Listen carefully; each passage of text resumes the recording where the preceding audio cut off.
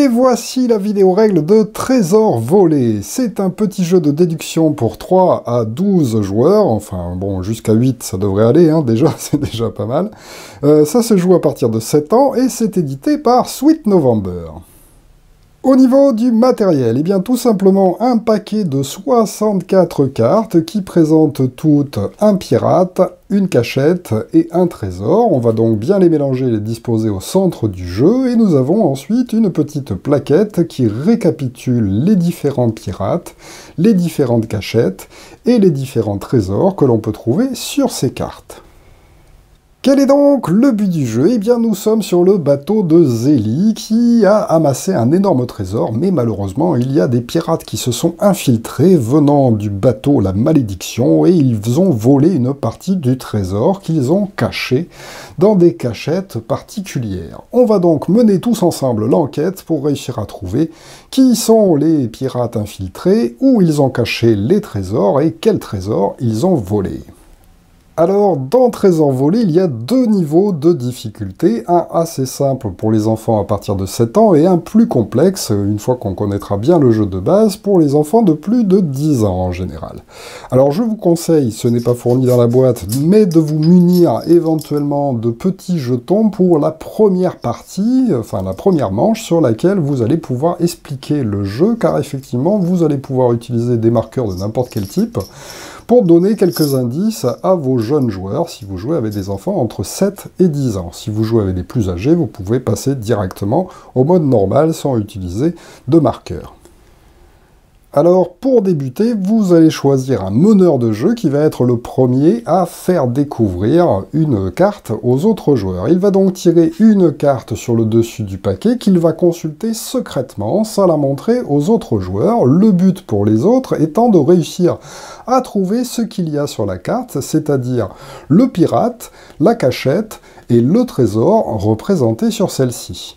Pour cela, le meneur de jeu va leur donner petit à petit des indices en tirant de nouvelles cartes. Alors, en tant qu'adulte ou d'enfant plus âgé, vous allez faire le premier meneur, et donc vous allez tirer la prochaine carte que vous allez placer face visible sur le jeu, et vous allez annoncer aux joueurs combien il y a d'éléments en commun avec la carte que vous avez en main. Et vous allez, pour cela, les classer sur 3 colonnes. Une colonne 0 indice, une colonne 1 indice et une colonne 2 indices. Ici, on va donc la placer par exemple sur la colonne 2 indices pour dire aux joueurs, eh bien, il y a 2 éléments parmi ces 3 qui correspondent à la carte que j'ai en main. Et donc, à partir de ce moment-là, les joueurs peuvent éventuellement faire des propositions pour trouver qui est le suspect, quelle cachette et quel est le trésor que j'ai dans les mains. Alors évidemment, pour le moment, c'est un petit peu juste pour faire une proposition. Effectivement, si un joueur fait une proposition qui n'est pas correcte, il sera éliminé du jeu et les autres continueront sans lui pour cette manche. Donc il ne faut mieux pas faire une proposition si on n'est pas à peu près certain de sa réponse. Donc le meneur va tirer une nouvelle carte, il va aussi la poser sur la table, il va regarder sa carte qu'il doit faire deviner et dire combien il y a d'indices qui correspondent. Et bien là, je vais dire, il y a un seul indice qui correspond, donc je vais le placer au milieu, pardon, un seul indice qui correspond. Donc ici, 2 indices qui correspondent, ici, un seul indice qui correspond. Alors évidemment, les joueurs doivent faire preuve de déduction. Ici, j'ai 2 indices qui correspondent, et là, un seul, ça veut dire que ça ne peut pas être Barberousse avec le chandelier, en tout cas. Car comme il y a Barberousse chandelier ici et Barberousse chandelier là, ici, comme il n'y en a qu'un seul qui est valable sur les 3, eh bien, ça ne peut pas être soit Barberousse et le chandelier qui vont ensemble. Donc c'est peut-être Barberousse et la cachette jarre, ou peut-être le chandelier avec la cachette jarre, mais en tout cas, ça ne peut pas être ces deux-là. Donc, vu qu'il y en a 2, a priori, par déduction, on peut déjà deviner que la jarre fait partie, en fait, des indices à trouver. Mais évidemment, ça, vous n'allez pas le dire aux jeunes joueurs qui vont chercher autour de la table, c'est à eux de tenter de faire la déduction eux-mêmes. De toute façon, c'est trop juste pour trouver en fait les 3 éléments, donc je vais tirer une nouvelle carte et je vais indiquer combien il y a d'éléments qui correspondent. Ici, il y a un seul élément qui correspond, je vais donc la placer ici. Et là, petit à petit, ça se précise. J'ai donc ici déduit que la jarre s'y trouve, donc forcément sur cette carte-là, c'est la jarre qui est le bon élément. Donc ce qui veut dire que jambe folle et le chandelier sont hors course et ça ne peut pas être eux. Comme le chandelier ne fait pas partie des 3 éléments qu'il y a sur la carte à deviner, je peux donc l'éliminer de cette carte-là. Comme ici il y a 2 éléments qui sont bons, c'est forcément la jarre et Barberousse. Il ne me reste plus qu'à trouver le trésor.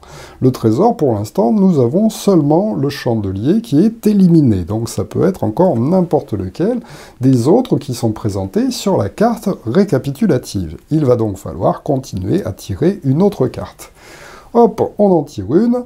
Alors, je vais la placer en tant que meneur de jeu sur l'endroit correspondant. Et bien ici, je peux dire au joueur, il n'y a rien qui correspond à la carte que j'ai en main. Alors, pour aider les jeunes joueurs, c'est pour ça qu'on peut prendre des marqueurs de n'importe quel type pour les aider un petit peu, vous pouvez leur marquer, en fait, les éléments qui ne sont pas les bons. Donc là, on peut par exemple leur dire, ben, Marie-Jo la tempête, ça peut pas être elle, puisque là, elle est sur une carte où il n'y a rien. Ça peut pas être la vigie, la cachette, et ça ne peut pas être les pièces d'or non plus. Donc comme ça va petit à petit les aider à déduire quelle est la bonne carte que j'ai en main. Alors évidemment, si nous avons fait la déduction que nous avons fait au début, nous savons que ce n'est pas le chandelier non plus parmi les trésors, et qu'il ne nous reste plus que ça à trouver, puisqu'on sait déjà que c'est Barberousse et la jarre. Donc ça nous laisse plus le choix entre le collier ou la couronne. Donc on va continuer à tirer une carte supplémentaire. Hop, je tire celle-ci, et je vais donc la placer à cet endroit-là en disant, attention, là, il y a 2 éléments qui correspondent. Et là, si les joueurs ont réussi à faire la bonne déduction, eh bien, comme il y a 2 éléments qui correspondent et que ce n'est forcément pas la lunette, je sais donc que c'est Barberousse qui a caché dans la jarre un collier. Donc, le premier joueur qui va annoncer ceci autour de la table, eh bien, on va pouvoir lui dire, bravo, c'est ça, tu as réussi, et il va gagner cette carte qu'il va pouvoir placer devant lui.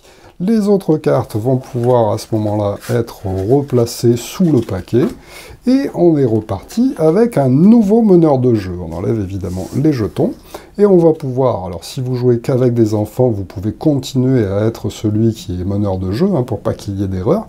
Sinon, on passe au tour du joueur suivant, qui doit lui aussi tirer une carte et tenter de la faire deviner aux autres joueurs. Allez, je vais vous faire un exemple en tirant une que vous ne voyez pas. Alors, première carte, sur celle-ci, il y a un seul élément de juste, donc je vais la mettre au milieu. Ensuite, comme ça suffit pas, je vais en tirer une autre, et je vais vous annoncer que sur celle-ci, il n'y a aucun élément de juste. Alors je vais faire comme avec les enfants, je vais vous les enlever, pour que ça soit plus simple à réfléchir. Tac, tac, tac, on sait déjà que ces 3 éléments ne font pas partie de la solution.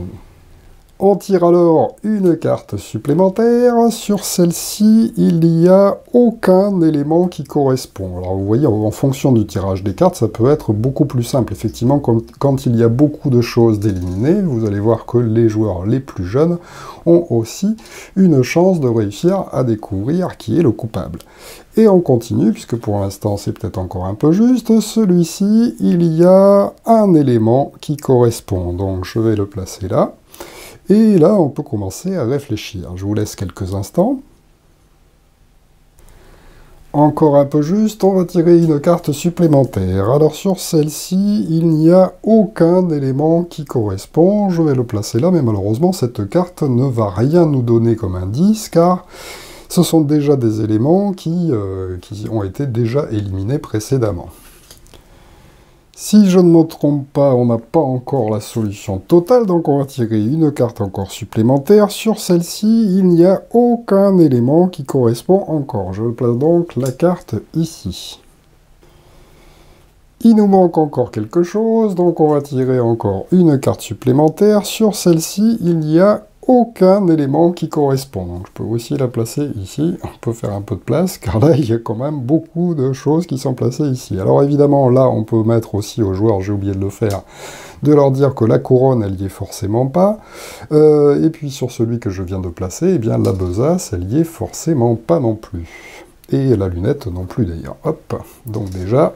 Un joueur pourrait par exemple dire ah ben moi je crois que je sais, alors je vais proposer Barberousse qui a caché le trésor dans la vigie et je pense que c'est un collier. malheureusement, ce n'est pas ça. Quand ce n'est pas ça, eh bien ce joueur-là est éliminé, et du coup, les autres ont le droit de parler, donc c'est le premier qui parle, qui a le droit de faire sa proposition, et là, évidemment, comme quelqu'un a déjà proposé collier, eh bien l'autre va proposer pièce d'or. Mais c'était facile de trouver par déduction, car effectivement, sur cette carte-là, on sait qu'il y a un élément qui est bon, ça ne pouvait donc pas être Barberousse, Vigie et Collier, car ici, il n'y aurait rien eu qui correspondait, c'était donc bien la pièce d'or qui correspondait, et c'était bien Barberousse, Vigie et pièce d'or qui correspondait à la carte que j'ai en main. Donc le joueur qui a fait la bonne proposition gagne la carte. Alors il est possible aussi que personne ne trouve et que tout le monde fasse une fausse proposition. À ce moment-là, évidemment, on remet les cartes sous le paquet et c'est reparti pour un autre tour.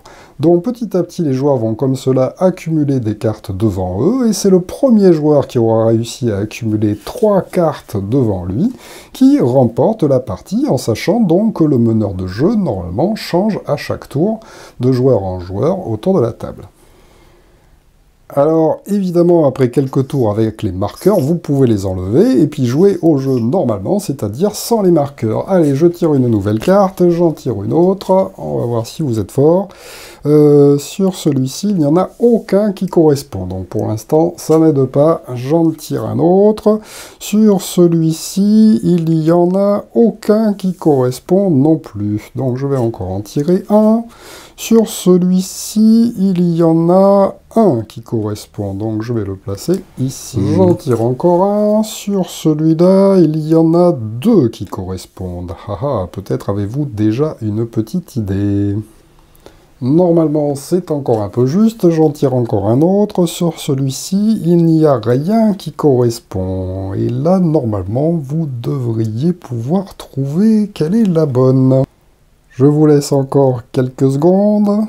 Réfléchissez bien. Ça y est, vous avez trouvé?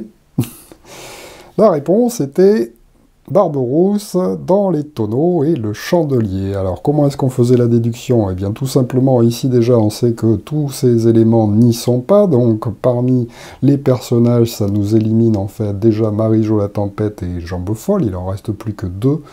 Mais ici, je sais qu'il y a 2 éléments qui correspondent. Donc, comme je sais que ces éléments n'y sont forcément pas, ça ne peut pas être celui-là de bon, ce qui veut dire que ces 2 éléments-là sont bons et sont sur la carte. Donc déjà, Barberousse et le tonneau.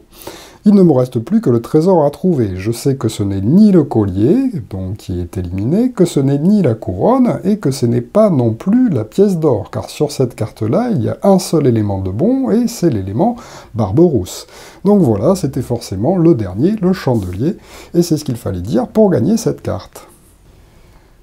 Alors, si vous jouez avec des enfants à partir de 10 ans ou des adultes, à ce moment-là, vous pouvez corser un petit peu le jeu en utilisant la variante complexe. Dans la variante complexe, nous n'allons plus faire que 2 colonnes. Une colonne mauvaise piste, s'il n'y a aucun élément qui correspond, ou une colonne bonne piste si il y a au moins un élément qui correspond. Donc là, par exemple, je tire celle-ci, et je vous dis, eh bien, c'est un élément bonne piste. Je sais qu'il y a au moins un élément sur les 3 qui est bon, mais il y a peut-être même 2 éléments qui sont bons. Et là, tout de suite, ça devient plus difficile, et ça se rapproche, évidemment, vous l'aurez compris, du mastermind, si vous connaissez le mastermind, avec les règles originales, bien sûr, et non pas les règles pour les enfants. Je ferai la vidéo de ces jours.